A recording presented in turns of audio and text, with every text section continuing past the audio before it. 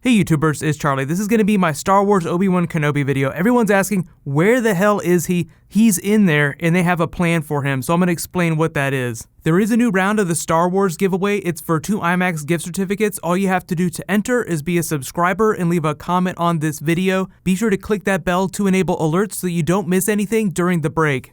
So everybody's seen the plans for the next couple of Star Wars movies. We know about the Skywalker saga films, and then we know about the next anthology film after Rogue One, the Han Solo film. There has been no mention of an Obi-Wan film. There were announced plans for a really down and dirty, gritty Boba Fett movie that Josh Trank was going to make. There was a teaser they were going to release for it that they had already worked on that was happening around the time they were revealing Rogue One at Celebration last year. But because of the mess with Fantastic Four, Josh Trank's career went down the toilet. They just put Boba Fett on the shelf. But the thing here is that there's no Obi-Wan in there. Everybody's wondering, where's the Obi-Wan spin-off film? Next to Luke Skywalker, next to Han Solo. Like, why wouldn't you do one? You know, there's talk of a Yoda film, but Obi-Wan seems like it'd be an easier slam dunk. But supposedly, there's a really important reason for that. The saga films themselves, like the really big saga films, have a plan for Obi-Wan Kenobi that will play out but won't be completely revealed till episodes 8 and episodes 9, fully till episode 9. So the theory is that the Obi-Wan character is very important to some of the bigger reveals of the new films, and that if they were to do a spin-off film for him explaining what he did during that time between films, it would begin to spoil some of the big twists and turns of the saga films. So think about that. What's one of the biggest reveals of the saga films we haven't seen yet? Rey and her origin. A lot of people, even Daisy Ridley, the actress herself, feels like episode 7 kind of explained who her parents were without going as far as, say, like holding up a family photo saying, mom, dad, daughter. So you have Rey touching the lightsaber. It's showing her all those visions of the past. They actually brought Ewan McGregor into the studio to record new dialogue for that scene. He just screams out, Anakin, no. On the most basic level, it's a scene that's just meant to show her the history of the lightsaber itself. What happened to its wielder, Anakin Skywalker, but it's also intended as kind of a warning. This could happen to you too as well if you're not careful. The Force is very complicated. It just depends on the choices that you make. So later when people went to McGregor and started talking to him about coming back to the new Star Wars films, he said he was very open to it, and if you look at him, he's actually taken very good care of himself. He's slowly aging him into a very age-appropriate Obi-Wan Kenobi. Think about how old Alec Guinness was in episode 4. Ewan McGregor isn't going to be that old for a long time.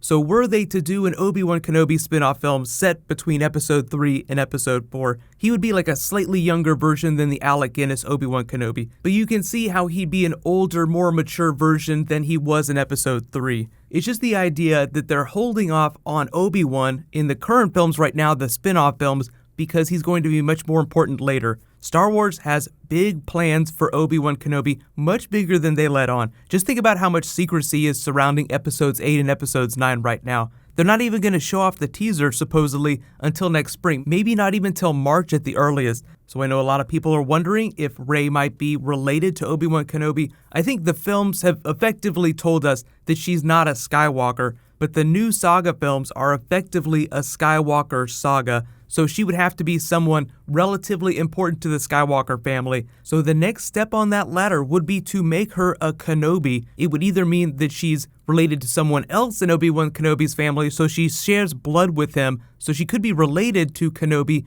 without actually being the daughter or granddaughter of Obi-Wan Kenobi. But if he's literally one of her progenitors, there's only a couple people that we know about that he actually had romances with, and only one of those people is still part of the canon. In the Clone Wars, he actually had something of a romance with Satine. It was only implied, but she'd be the most likely person for Obi-Wan to have a child with.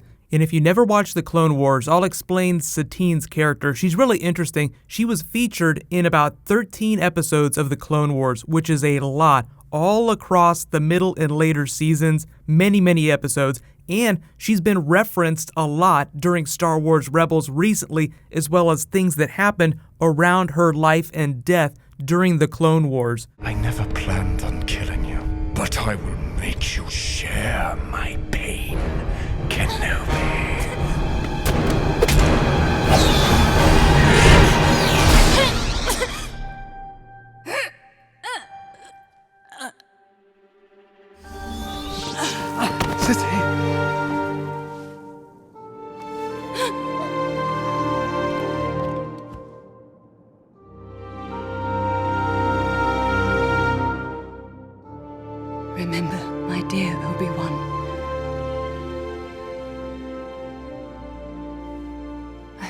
you always. So in present day, she's dead. She died at the hands of Darth Maul during the Clone Wars, but there was a long time between when Obi-Wan first met her and when she died. There were many, many episodes that featured her, so there's just plenty of room in there for this. So just to explain a little bit more about Satine, she was royalty on her planet. The interesting thing about Rey's name is that it is Spanish for king, meaning that she has this sort of grand destiny ahead of her. Like she's meant to be the beginning of this grand new dynasty of the Jedi Order. Dave Filoni actually said some funny stuff, and this actually makes you think a little bit more about Rey being extra special, kind of flowing from her lineage, is that Satine was modeled after Cate Blanchett when she played Queen Elizabeth in Elizabeth and Elizabeth the Golden Age. So they're basically modeling this character after one of the most powerful queens in English history. Cate Blanchett obviously very beautiful as well too. But can you just imagine Rey being the daughter of Cate Blanchett inside the Star Wars universe? The recent Rebels hat tip, if you haven't been watching Rebels, they totally gave her a shout out, but it was more of a reference to the Clone Wars and the stuff that Darth Maul did when he encountered Obi-Wan and her during their adventures. This is actually the dark saber underneath her picture.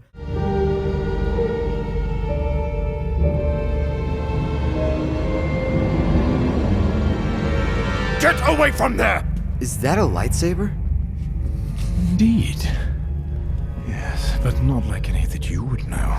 If your Mandalorian friend was here, she could explain it to you. So when Darth Maul says, your Mandalorian friend could explain this to you, this is basically the dark saber, which is a huge thing in Star Wars canon, but it showed up when Obi-Wan was at Mandalore with Satine, who was Mandalorian royalty.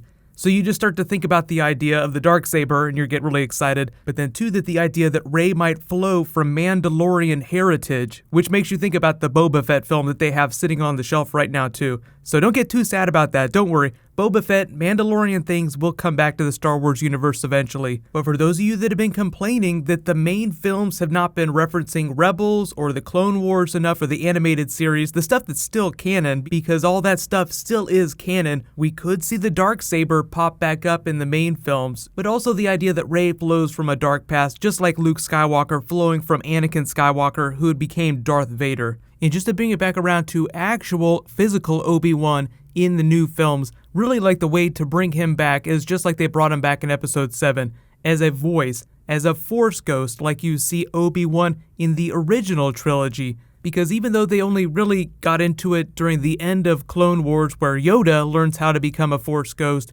he is essentially immortal now. And when Luke Skywalker eventually dies, the same thing will happen to him. So even if they move on past the Skywalker family in another trilogy after Episode 9, because there is talk that they won't focus on the Skywalker family after Episode 9, which I'm totally fine with, they can still invoke Luke Skywalker in the Skywalker family via Force Ghost.